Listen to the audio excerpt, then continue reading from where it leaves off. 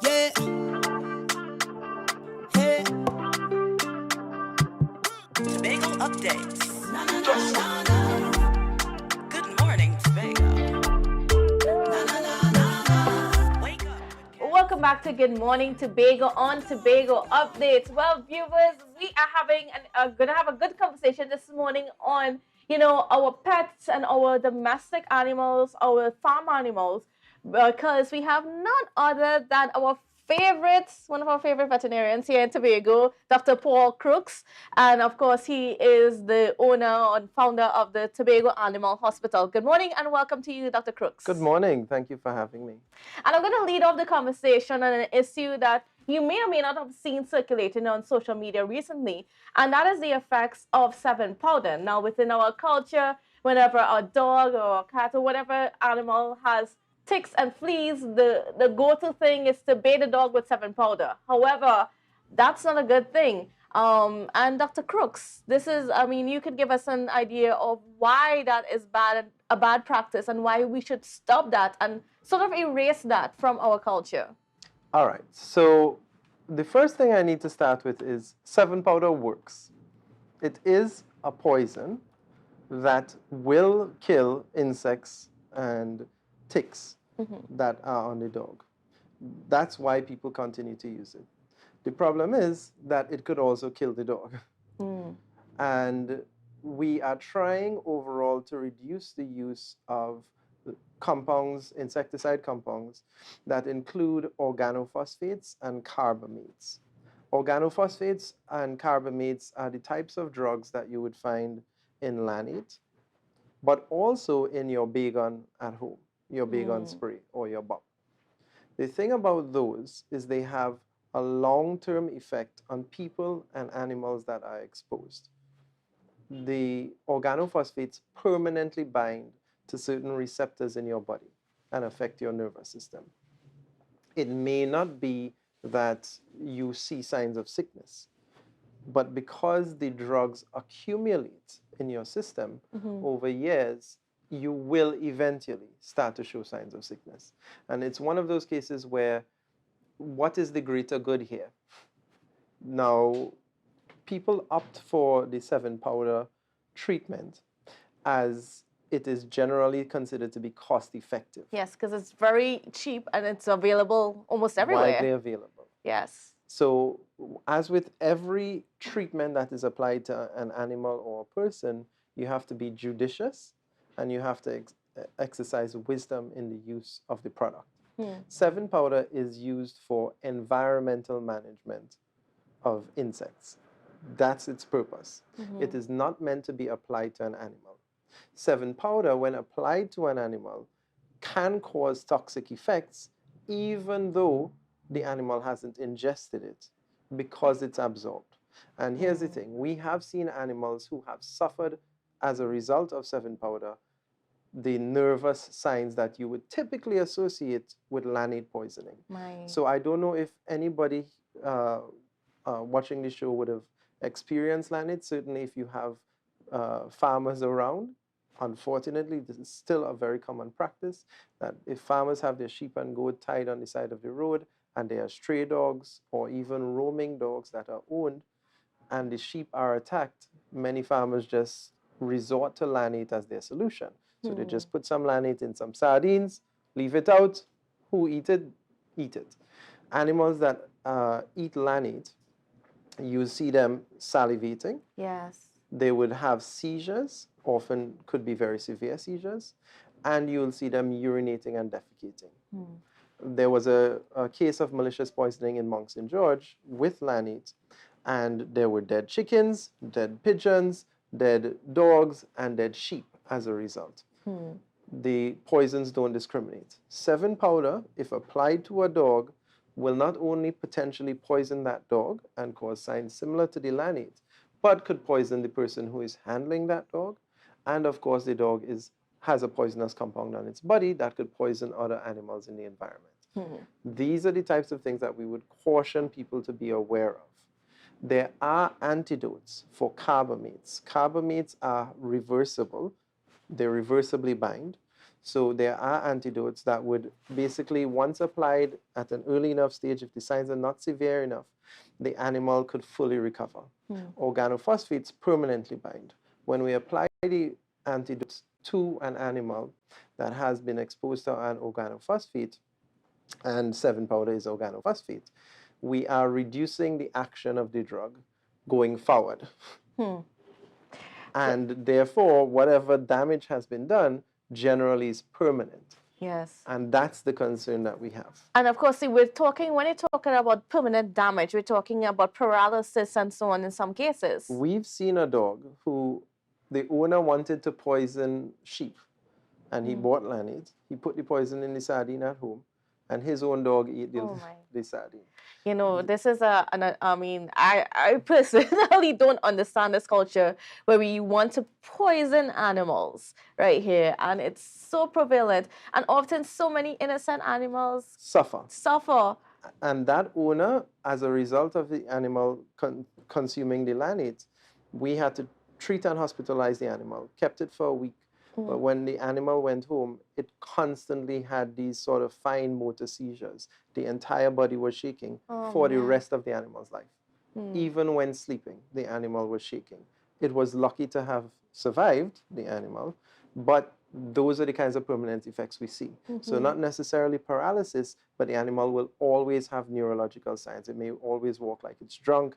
The animal may always be non-responsive to calls and so on. Behavior can change entirely.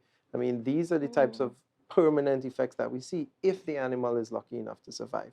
So vets now recommend several safe alternatives for the treatment of fleas and ticks. So please, if you have fleas and ticks, consult your vet, call a vet, speak to somebody who knows a vet, and then get a contact information for that vet, because there are several very safe, very effective alternatives that are available. I mean, I certainly can attest to that. There really are some good products out there that are not necessarily so expensive. That's correct. And even the most expensive product is one called Bravecto. Yes, and that works amazingly well. Right, and that's the thing.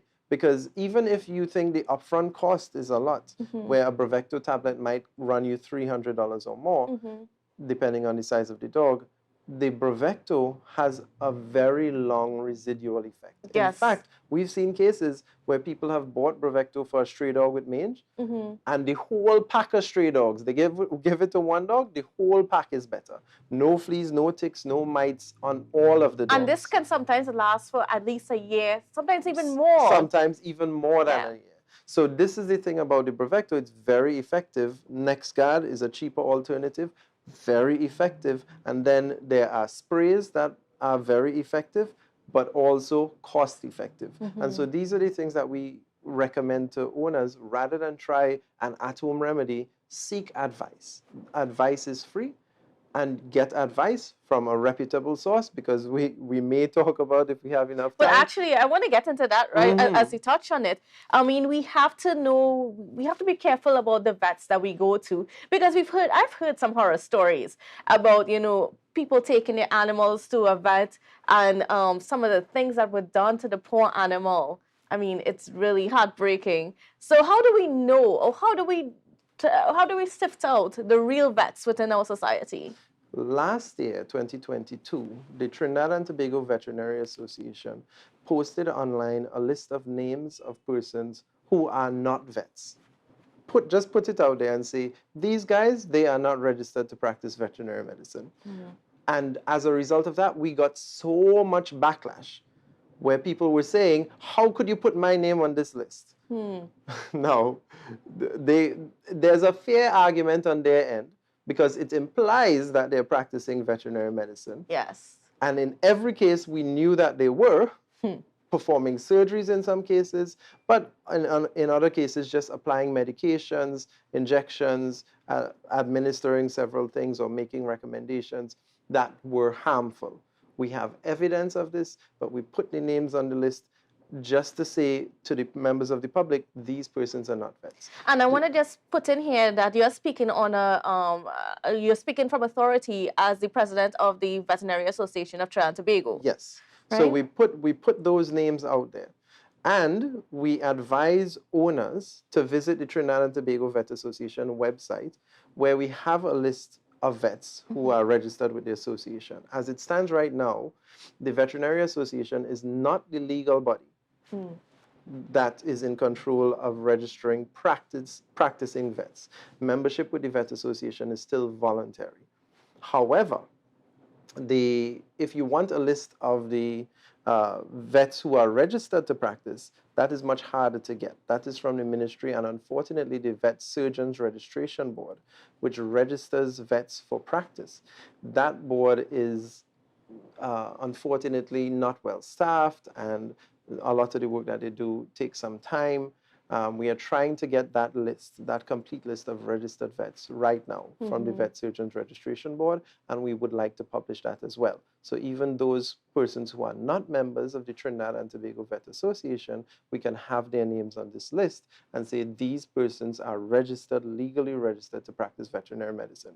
If a vet's name is not on that list, then that is not a vet. But how else can we know who is a vet and who is not a vet?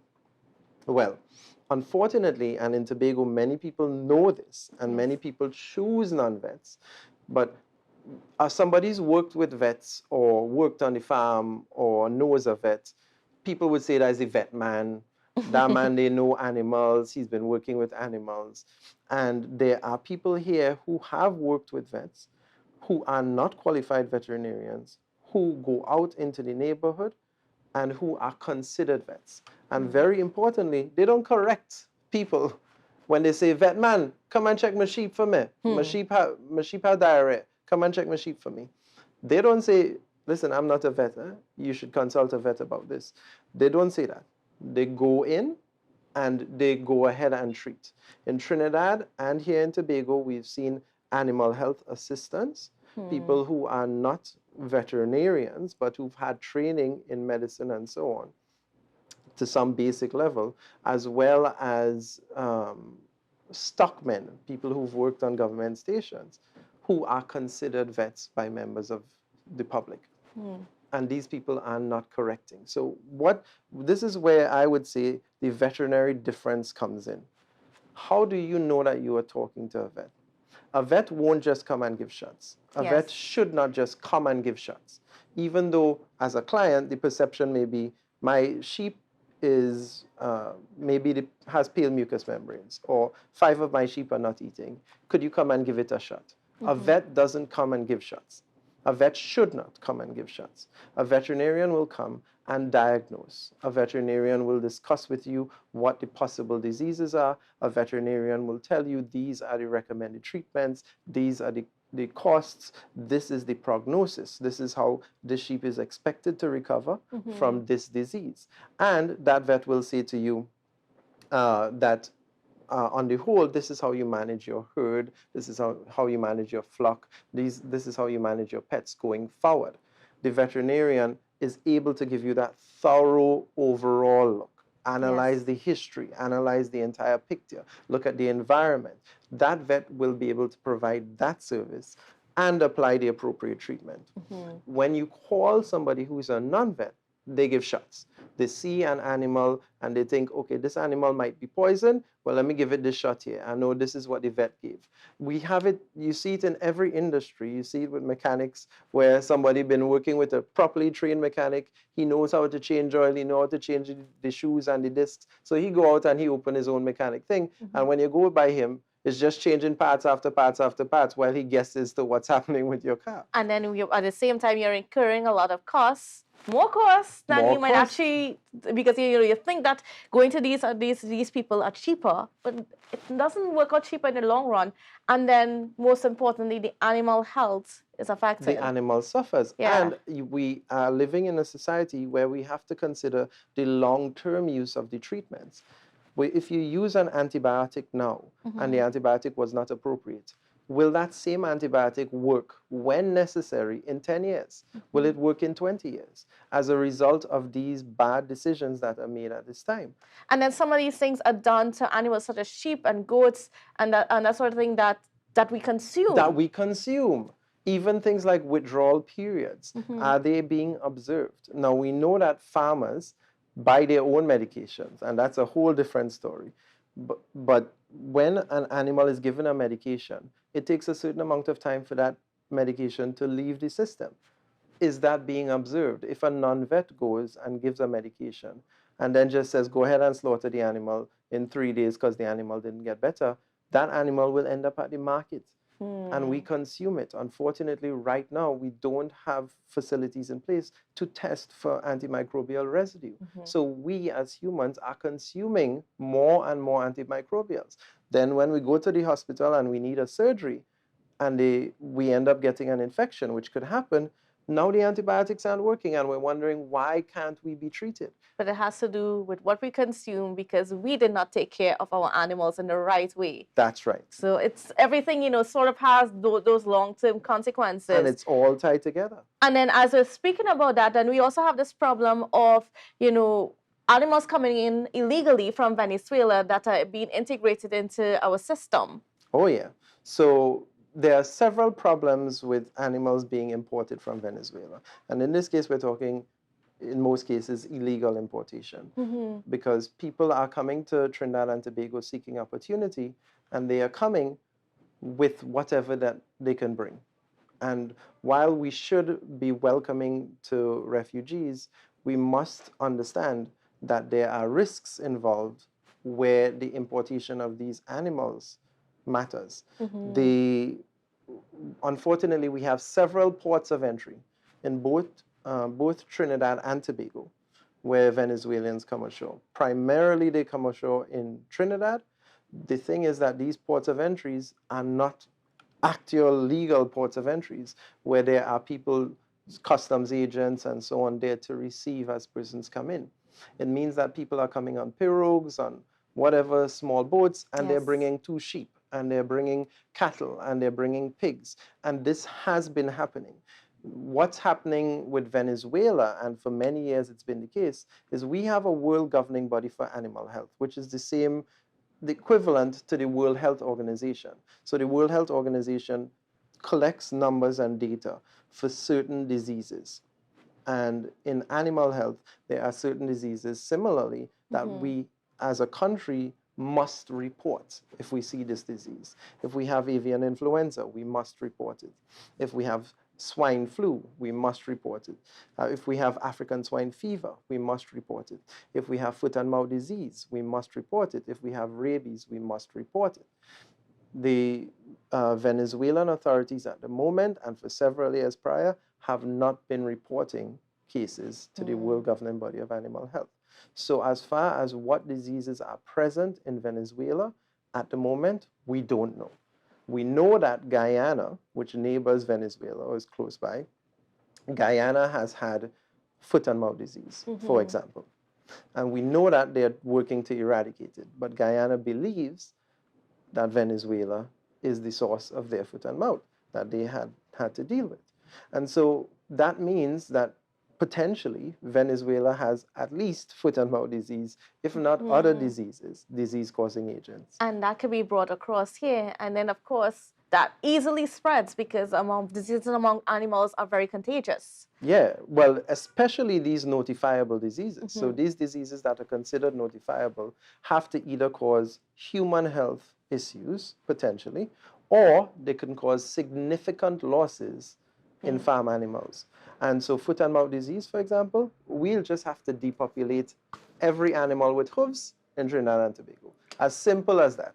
And I mean, of course, we know that has some serious implications. Such long-term in food prices, food availability, meat sources, farmers' livelihoods. I mean, the risks are so far beyond that I really want farmers to understand. Because right now there are Tobagonian farmers who have animals from Venezuela. Wow. And they know they have animals from Venezuela.